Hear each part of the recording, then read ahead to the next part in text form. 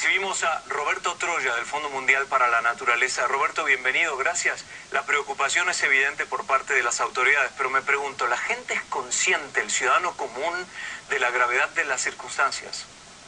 Yo creo que, gracias Guillermo por la entrevista, yo creo que la situación que vivimos ahora es una de mayor conciencia, diría yo, porque los temas que estamos viviendo son relacionados con el diario vivir. Por ejemplo, el cambio climático, ya no estamos acostumbrados a estaciones tan marcadas, ya vemos una diferencia muy grande.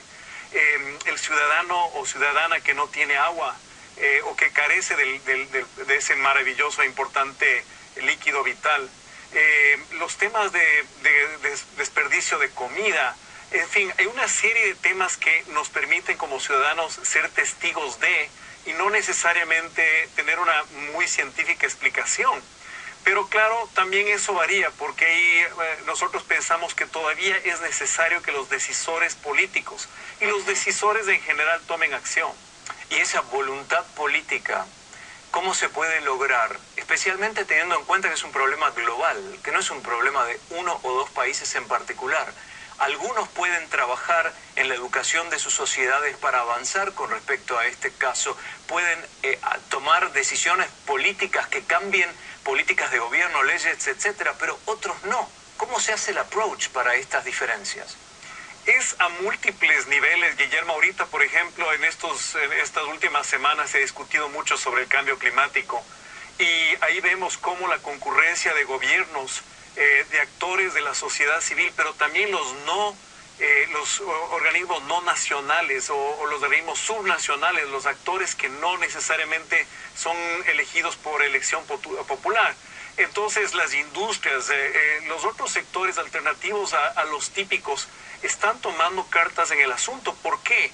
Porque los impactos que estamos viendo, tanto en pérdida de diversidad biológica como el de calentamiento global, están teniendo un efecto muy directo en las economías, en la capacidad de producir, por ejemplo. Entonces, otros actores están viendo que su propia capacidad de integrarse económicamente, por ejemplo, está siendo mermada.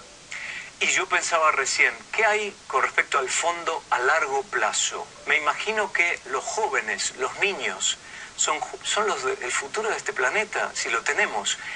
¿Qué se hace para empezar ahora con esos niños a crear conciencia desde chiquitos y que ellos sean el vehículo que después haga el cambio en instancias con adultos o personas mayores que rechazan un poco el cambio hoy?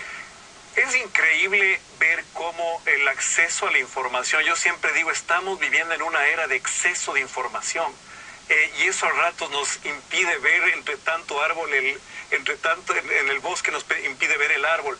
Pero digo esto porque los niños, los jóvenes están expuestos a múltiples fuentes de información, y yo creo que están con ese acceso, tienen un nivel de conciencia distinto a lo que las generaciones anteriores a las de ellos hemos tenido.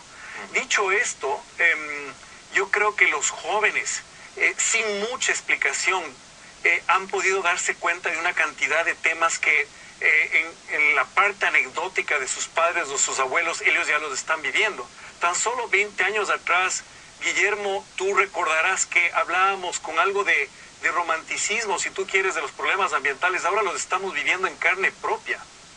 Finalmente, y ahí sí que te pongo contra la espada y la pared, Roberto, ¿cómo es el futuro para Roberto Troya? ¿Cómo es el futuro para el fondo? ¿Es mejor o es peor de lo que vemos hoy?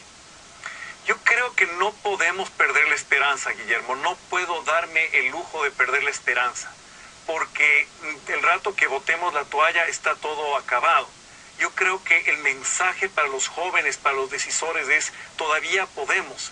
Tenemos que ser mucho más fuertes, tenemos que incrementar los niveles de ambición, tenemos que hacer cambios importantes en nuestra propia manera de comportarnos y también en el tema de las políticas públicas, etcétera.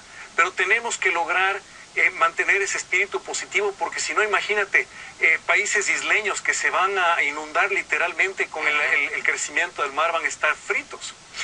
Gracias, Roberto Troya, del Fondo Mundial para la Naturaleza. Buena suerte, felices fiestas. Gracias, lo mismo, Guillermo.